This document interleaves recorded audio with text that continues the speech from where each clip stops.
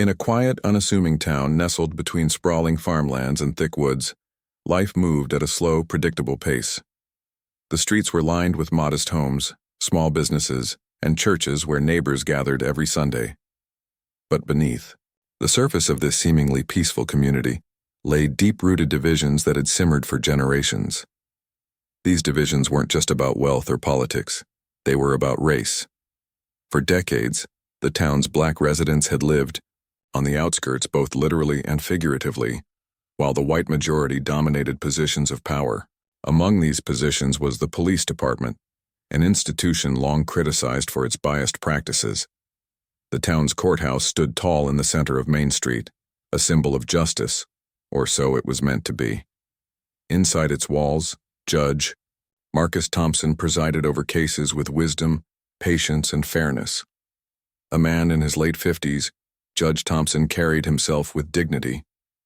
He wore his robes like armor, not because he sought protection, but because they represented something greater than himself: the law. Born and raised in the same town, he knew its history well: the good, the bad, and the ugly. Despite facing discrimination throughout his life, Judge Thompson had risen above it all. His journey to becoming a judge hadn't been easy. It required years of hard work, sacrifice, and unwavering belief in the possibility of change. Judge Thompson wasn't just respected by the black community, he was revered.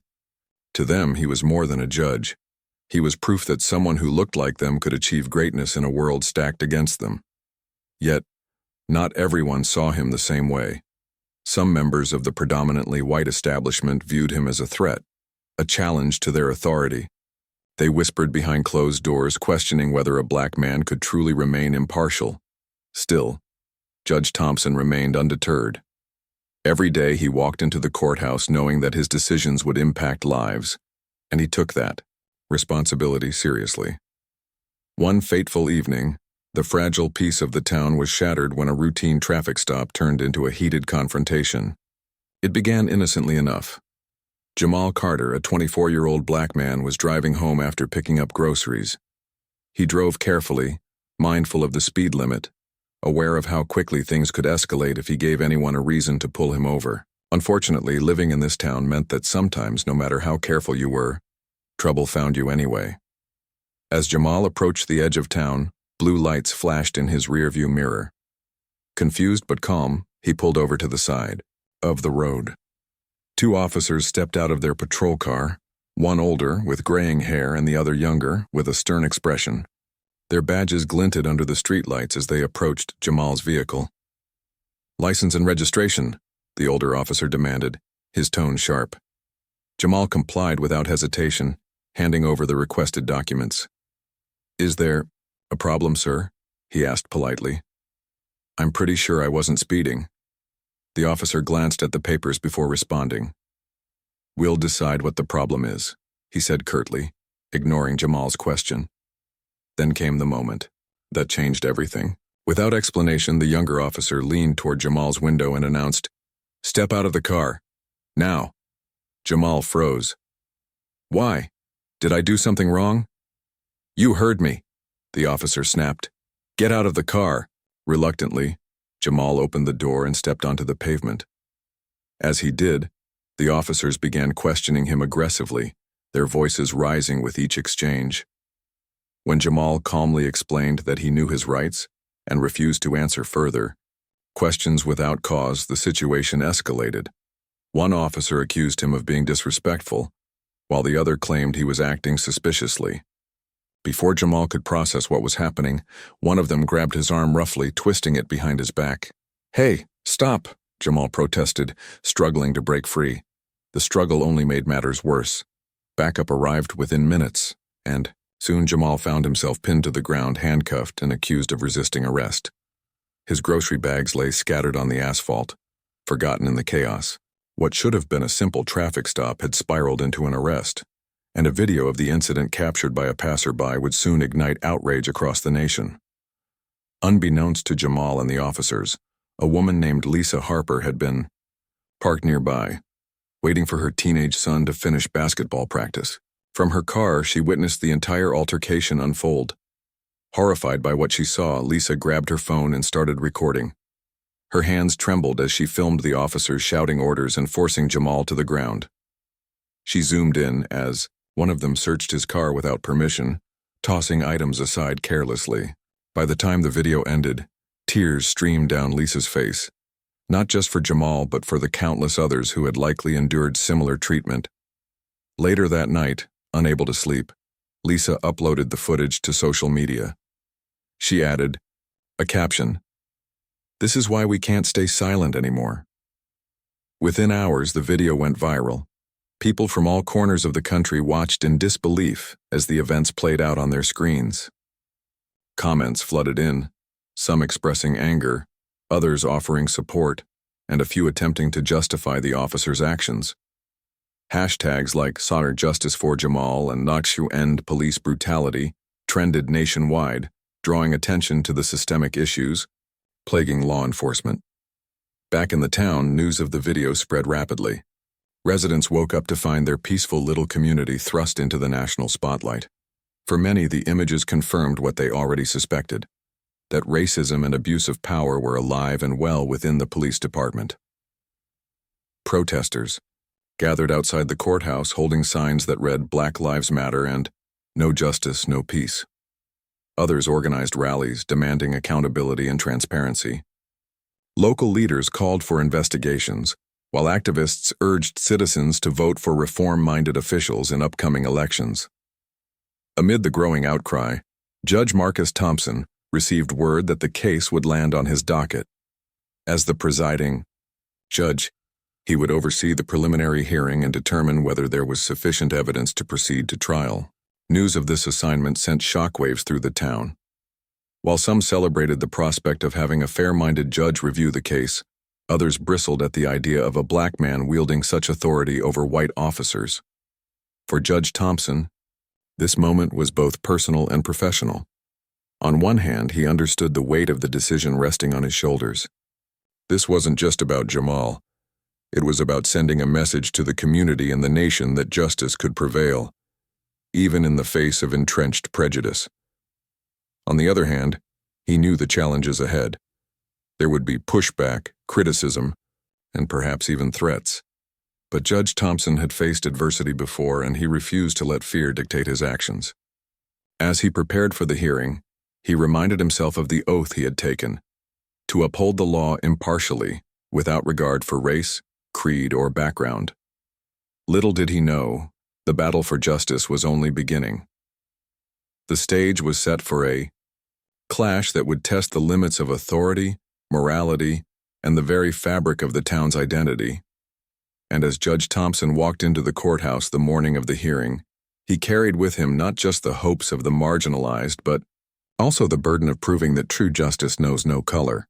The morning of the preliminary hearing arrived, and the courthouse buzzed with anticipation. Outside, a sea of protesters held signs high above their heads, chanting slogans that echoed through the streets. Some carried banners emblazoned with Jamal's face, while others waved flags symbolizing unity and justice. The air was thick with tension, a mix of hope and anger swirling together like storm clouds before a thunderclap. Inside, the courtroom was packed to capacity, every seat occupied by supporters, skeptics, reporters, and curious onlookers. The energy was electric, palpable even in the quiet moments when Judge Marcus Thompson had yet to enter. At precisely 9:00 a.m., the heavy wooden doors swung open, and Judge Thompson strode in, his black robe flowing behind him.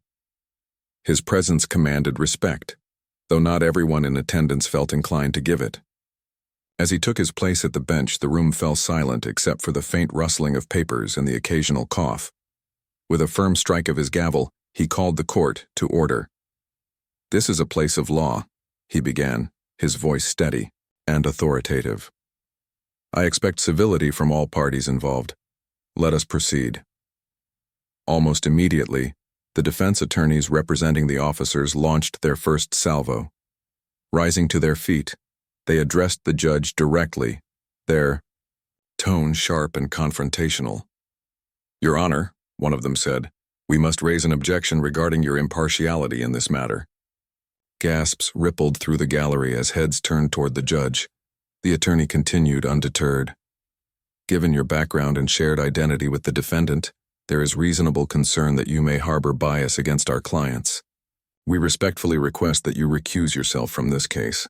The accusation hung in the air like smoke after an explosion, heavy and suffocating. For a moment, the courtroom seemed frozen in time. Eyes darted between the judge, the attorneys, and the spectators, searching for clues about what would happen next. Judge Thompson didn't flinch. Instead, he leaned forward slightly, his hands clasped tightly on the edge of the bench. His expression remained calm, but those who knew him well could see the flicker of determination in his eyes. "Counsel," he replied, his voice cutting through the tension like a knife. "This bench represents the law, not personal feelings or affiliations. My duty is to ensure fairness and uphold justice regardless of race, creed, or circumstance. If my presence here challenges anyone's perception of authority, then perhaps it is time we re-evaluate those perceptions. I will not recuse myself." The finality in his words left no room for argument. The defense attorneys exchanged uneasy glances but ultimately returned to their seats, defeated, for now. With the objection dismissed, the hearing moved forward. The prosecution opened its case by presenting damning evidence collected during the investigation. First up was Jamal himself, who recounted the events of the traffic stop in vivid detail. Dressed in a crisp button-down shirt and tie, Jamal spoke, clearly and confidently, his voice unwavering despite the weight of the moment. He described how the officer's demeanor shifted almost instantly, turning aggressive without provocation. "They kept calling me boy," he testified, his jaw tightening as he relived the memory. "One of them said I needed to learn my place. When I told them I knew my rights, they laughed. That's when things got physical." As Jamal spoke, murmurs spread through the audience. Many nodded in agreement, their faces reflecting a mixture of sadness and outrage. Others sat stone-faced, unwilling to show any emotion. Meanwhile, the officers listened intently, occasionally whispering to their attorneys. Their expressions betrayed little, neither guilt nor remorse, but the tension in their postures suggested they were uncomfortable under scrutiny. Next, independent experts took the stand to analyze the dashcam footage captured during the incident. One expert, a former police officer turned consultant, testified that the video showed inconsistencies in the officer's accounts. According to standard protocol, he explained, pointing to specific frames on a large screen, the officer should have provided clear justification for conducting a search. There is no indication that such justification existed in this case. Another expert, a forensic psychologist, highlighted the escalating behavior displayed by the officers, noting how quickly the situation spiraled out of control. When individuals feel challenged, especially by someone they perceive as inferior, their response can become disproportionately aggressive, she stated. This dynamic appears evident here. The defense team countered these arguments fiercely, attempting to discredit both Jamal and the experts. They questioned Jamal's credibility, suggesting he had provoked the officers intentionally. "Isn't it true," one attorney asked pointedly, "that you refuse to comply with lawful orders? Isn't it true that your actions force the officers to act in self-defense?" Jamal shook his head firmly. "I followed every instruction until they began violating my rights," he responded. "I wasn't resisting arrest. I was defending myself." Meanwhile, the defense grilled the expert witnesses, accusing them of bias and cherry-picking evidence. At times, the exchanges grew heated, prompting Judge Thompson to intervene. "Stick to the facts," he reminded the attorneys sternly. "Emotional appeals won't sway this court." Despite their best efforts, however, the defense struggled to dismantle the prosecution's narrative. Each piece of evidence painted a clearer picture of misconduct, leaving little doubt about what had transpired that night. Throughout the proceedings, Judge Thompson maintained an unshakable focus. He listened attentively to each witness, asked probing questions when necessary, and ensured that both sides adhered to proper legal procedures. Yet, his composure masked the immense pressure bearing down on him. Behind closed doors, anonymous threats poured into his office, warning him to rule in favor of the officers, or face consequences. Letters filled with hate speech littered his desk, some signed, others unsigned. Friends and colleagues urged him to step away from the case for his own safety, but Judge Thompson refused. "If I back down now," he told a close confidant, "what message does that send? Justice isn't afraid. It stands tall even when it hurts." Outside the courthouse, public sentiment continued to shift. News outlets broadcast live updates, amplifying the voices of those demanding accountability. Social media buzzed with hashtags and petitions, drawing attention to similar cases across the country. Local activists organized marches, vigils, and town hall meetings, pushing for systemic reforms within the police department. Even some officers expressed discomfort, admitting privately that the case exposed flaws in training and oversight.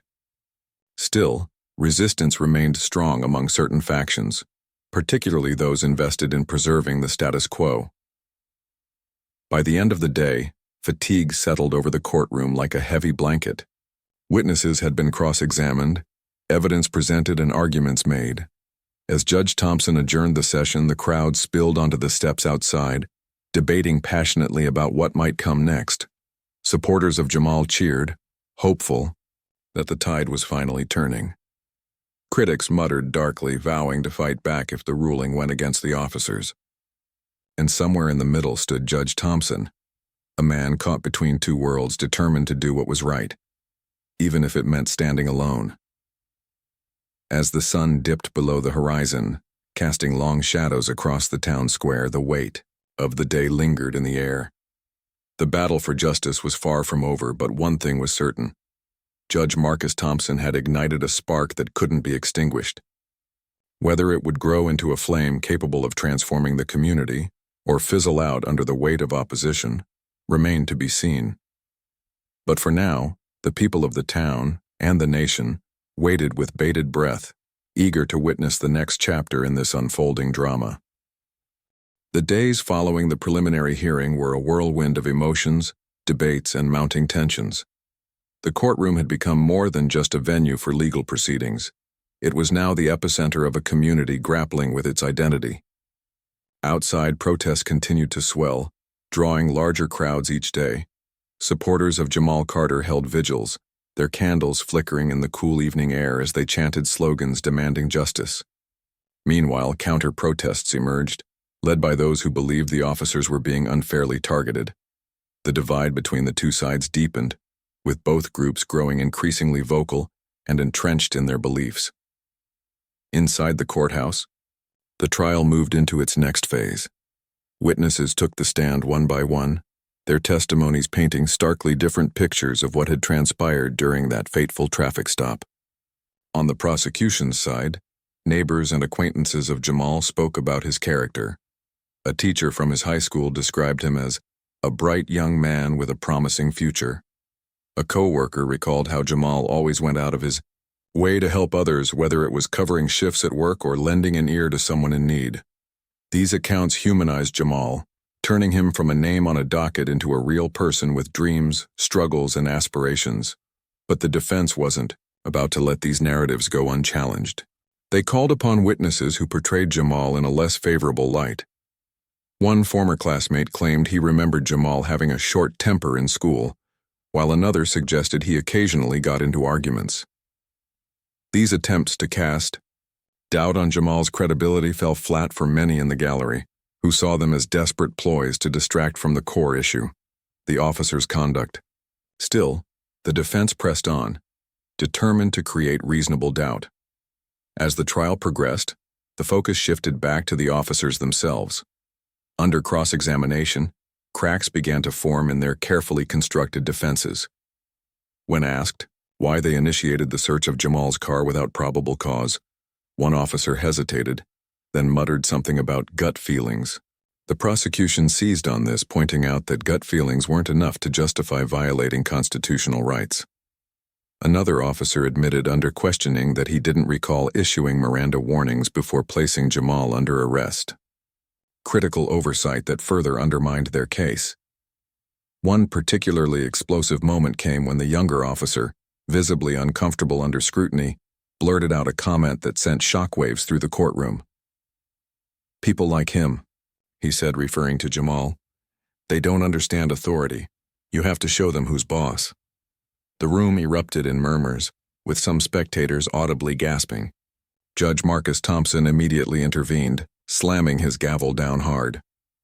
That statement is stricken from the record, he declared firmly.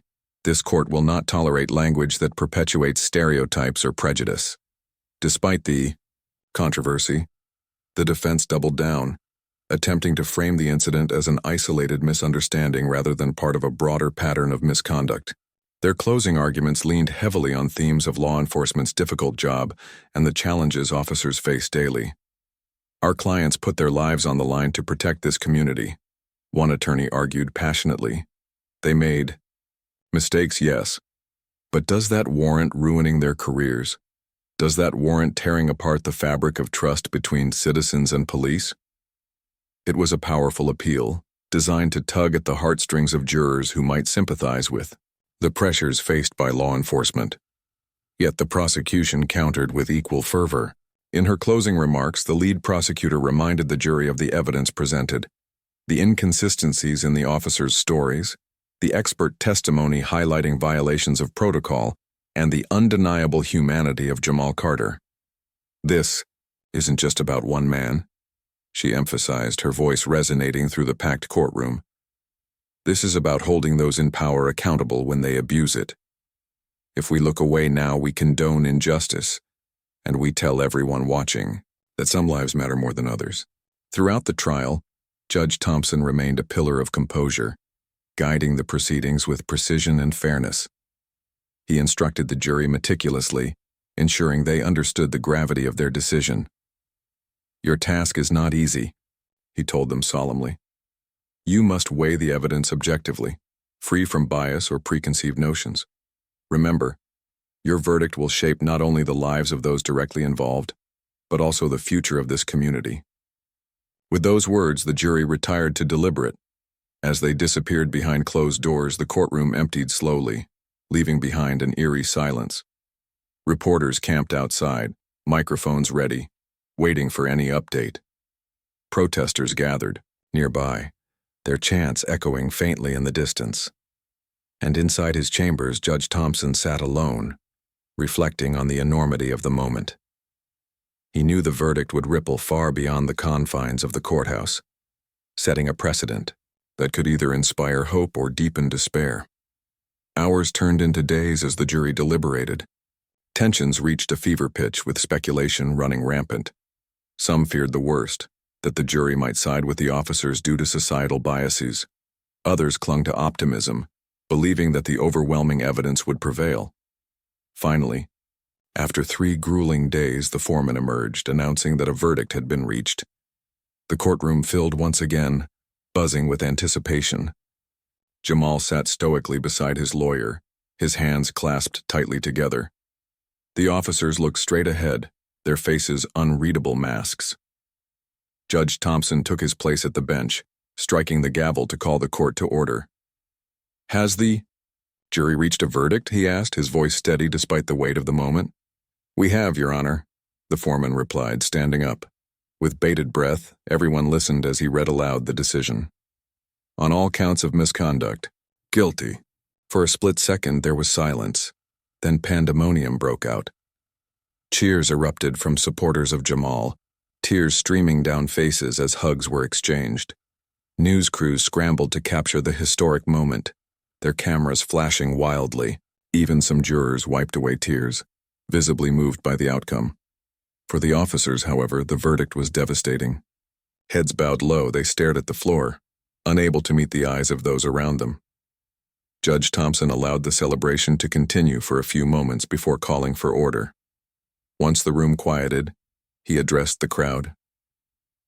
Today, justice has been served, he said, his voice carrying a note of finality.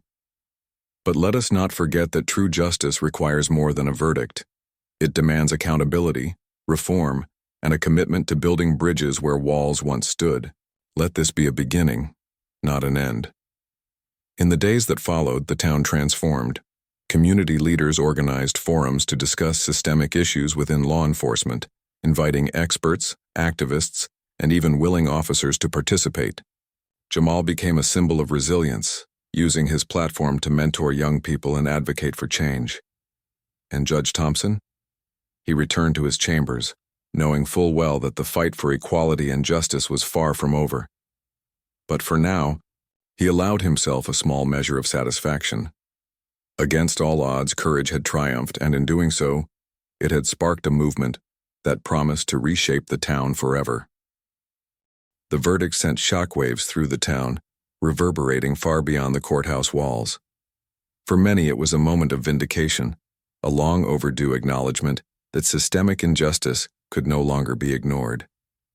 But for others, it was a bitter pill to swallow, one that ignited resentment and resistance. The guilty verdict against the officers marked not an end, but the beginning of a new chapter in the community's story, one filled with hope, uncertainty, and the daunting task of rebuilding trust. In the days following the trial, celebrations spilled into the streets. Supporters of Jamal Carter gathered outside the courthouse, dancing, singing, and sharing stories of triumph. Children held up handmade signs reading, "Justice wins" and "We matter," their faces glowing with pride. Local churches hosted prayer services dedicated to healing and unity, while activists organized workshops aimed at educating residents about their rights. The atmosphere buzzed with optimism, as if the town had been given a second chance to redefine itself. But beneath the surface of celebration lay simmering tensions. Some members of the police department expressed frustration, feeling betrayed by what they saw as a betrayal of their colleagues. Anonymous messages circulated among officers, urging solidarity and caution. "They're coming for us next," one message read, stoking fears of widespread repercussions. A handful of officers resigned quietly, citing disillusionment with the system, while others doubled down on their belief that they were being unfairly targeted. Public opinion remained deeply divided. At a town hall meeting convened to discuss the verdict, emotions ran high. One resident stood up, her voice trembling with anger. "Those officers risked their lives every day to keep us safe, and now you've destroyed them," she shouted, pointing accusingly at a group of activists sitting nearby. Another speaker, a young black woman, countered passionately, "Safe for who? Not for people like me or Jamal. Justice isn't revenge, it's accountability." The back and forth continued for hours, revealing wounds that no courtroom verdict could heal. Amid the chaos, Judge Marcus Thompson found himself at the center of both praise and criticism. To some, he was a hero, a man who had stood firm in the face of immense pressure and delivered justice where it was desperately needed. Community leaders hailed him as a beacon of integrity, someone whose courage inspired others to demand better from their institutions. Yet, not everyone viewed him so kindly. Critics accused him of overstepping his role, claiming his ruling reflected bias rather than impartiality.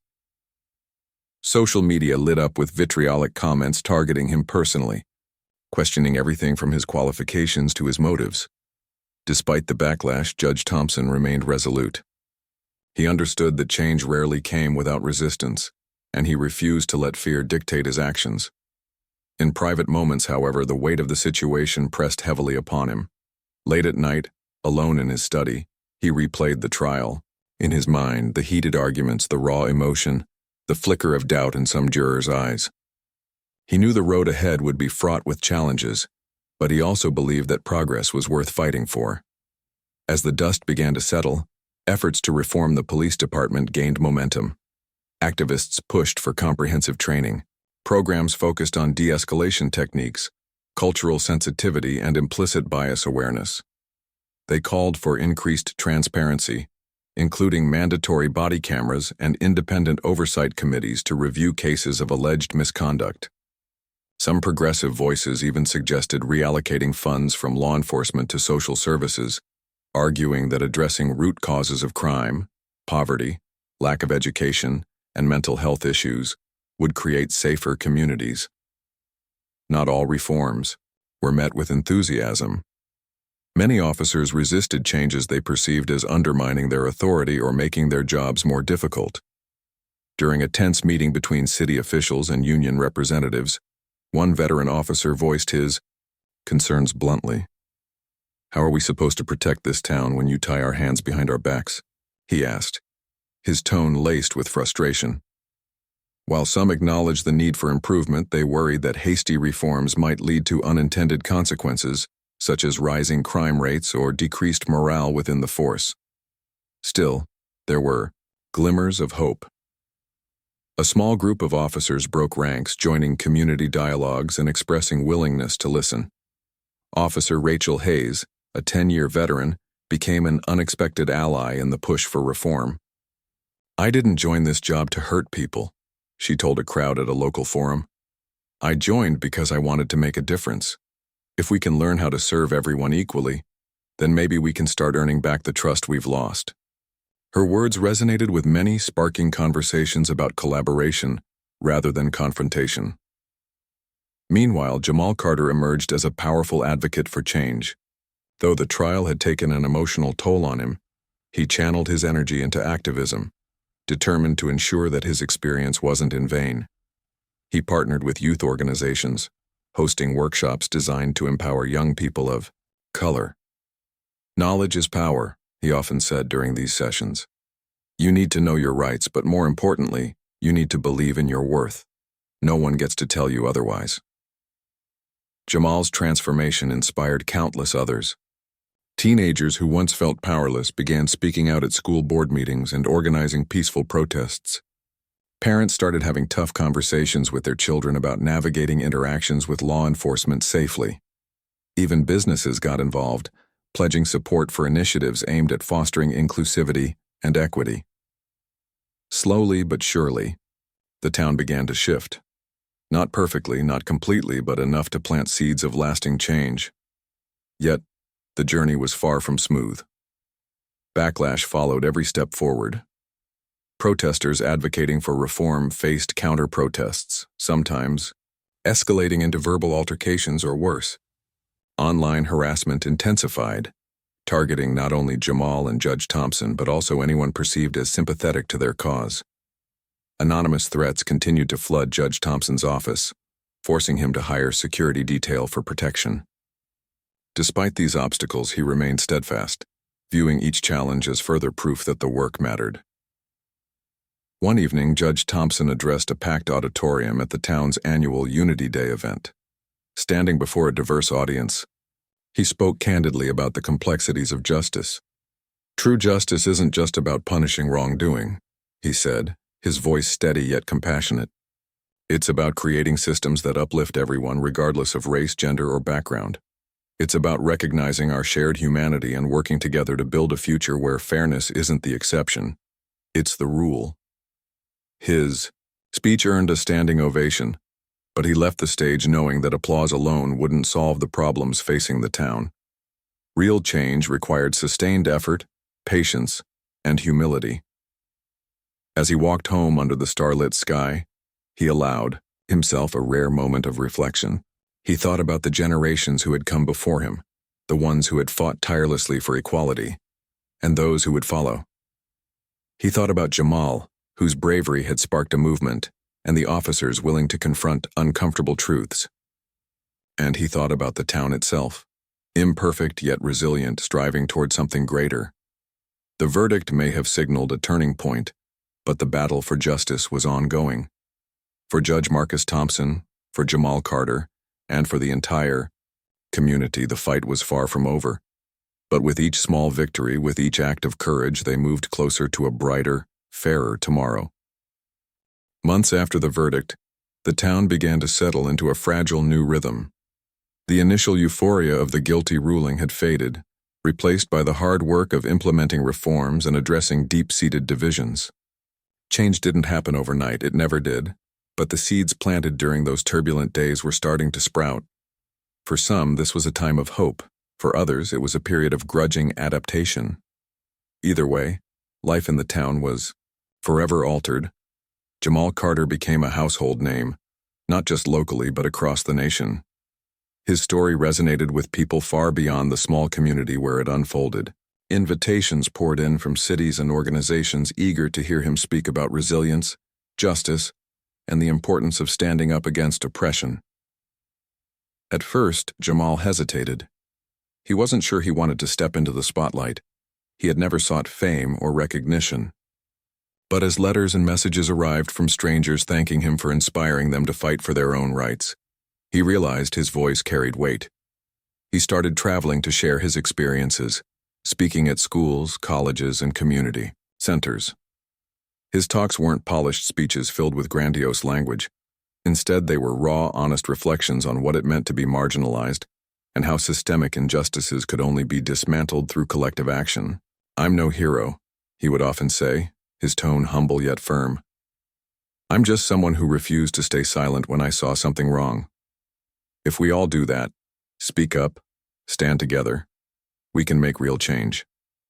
Back home, Jamal continued, mentoring young people, particularly boys and girls of color who felt trapped by stereotypes and societal expectations.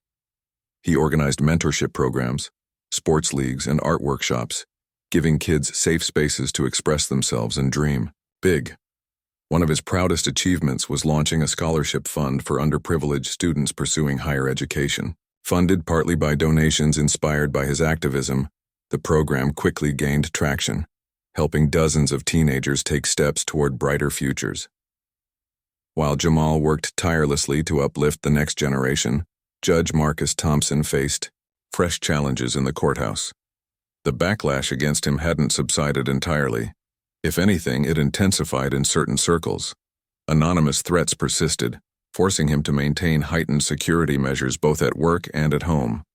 Some critics accused him of using the trial to advance a political agenda, while others questioned whether his impartiality could ever truly be trusted. Despite these attacks, Judge Thompson remained unfazed. He knew that criticism came with the territory, especially for someone in his position. What surprised many, including Judge Thompson himself, was the unexpected support he received.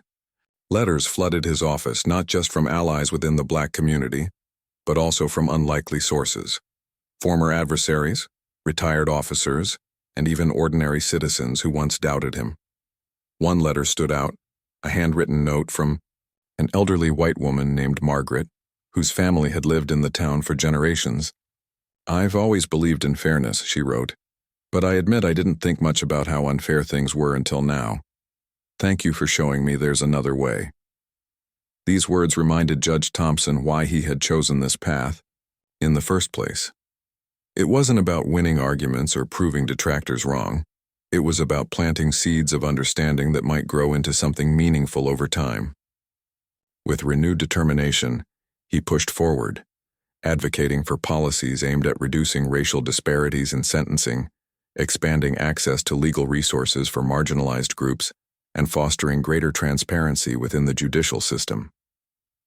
Meanwhile, the police department underwent significant transformations. While resistance lingered among some officers, enough progress was made to signal a shift in culture.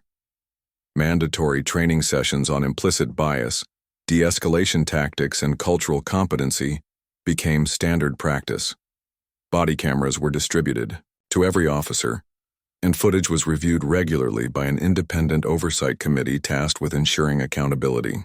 Officers like Rachel Hayes, who had initially broken ranks to support reform, became leaders within the department, guiding their colleagues through difficult conversations about privilege, power, and responsibility. Not everyone adapted easily. A few officers chose early retirement rather than face scrutiny under the new policies. Others grumbled privately, feeling demoralized by what they perceived as excessive regulation. Yet even skeptics couldn't deny the positive impact of some changes. Complaints of misconduct dropped significantly, and public perception of law enforcement improved slightly, a testament to the power of incremental progress. The ripple effects of the trial extended beyond law enforcement and the courts. Local businesses, schools, and religious institutions joined forces to promote inclusivity and equity. Community gardens sprouted in vacant lots, bringing neighbors together regardless of race or background. Schools introduced curricula focused on social justice, teaching children the value of empathy and cooperation. Even the annual Unity Day celebration grew larger each year, drawing visitors from neighboring towns, eager to witness the transformation firsthand. Still, the journey wasn't without setbacks. Tensions occasionally flared, reminding everyone that healing required constant effort. During one heated city council meeting, a proposal to rename a street honoring a controversial historical figure sparked fierce debate. Supporters argued that preserving the name honored tradition, while opponents viewed it as a relic of racism that needed removal. After weeks of deliberation and countless passionate speeches, the council voted to rename the street after Judge Marcus Thompson, recognizing his contributions to the town's ongoing evolution. When news of the decision reached Judge Thompson, he was humbled. "This isn't about me," he told reporters gathered outside his office. "It's about the values we choose to uphold as a community. If my actions have helped inspire others to embrace fairness and compassion, then I consider that a legacy worth striving for." As years passed, the town continued to evolve. New leaders emerged, carrying forward the torch lit by Jamal, Judge Thompson, and countless others. Young activists organized voter registration drives, environmental initiatives, and campaigns to address affordable housing shortages. The courthouse became a symbol not of division but of possibility, a place where justice, though imperfect, strove to serve all equally. Looking back, Judge Thompson often reflected on the events that had defined his career and his life. He thought about Jamal, whose courage had ignited a movement, and the officers who had reluctantly embraced change. He thought about the protesters, the doubters, the dreamers, and the doers. Most of all, he thought about the town itself, flawed yet resilient, striving toward a future where fairness wasn't the exception, but the norm. In the end, the battle for justice wasn't won in a single courtroom or through a single verdict. It was fought daily, in small acts of kindness, bold decisions, and unwavering perseverance. For Judge Marcus Thompson, for Jamal Carter, and for everyone touched by the trial, the lesson was clear. True justice wasn't just about fixing broken systems. It was about building bridges, fostering understanding, and believing in the possibility of a better tomorrow. And so the town moved forward, not perfectly, not seamlessly, but with hope guiding its steps.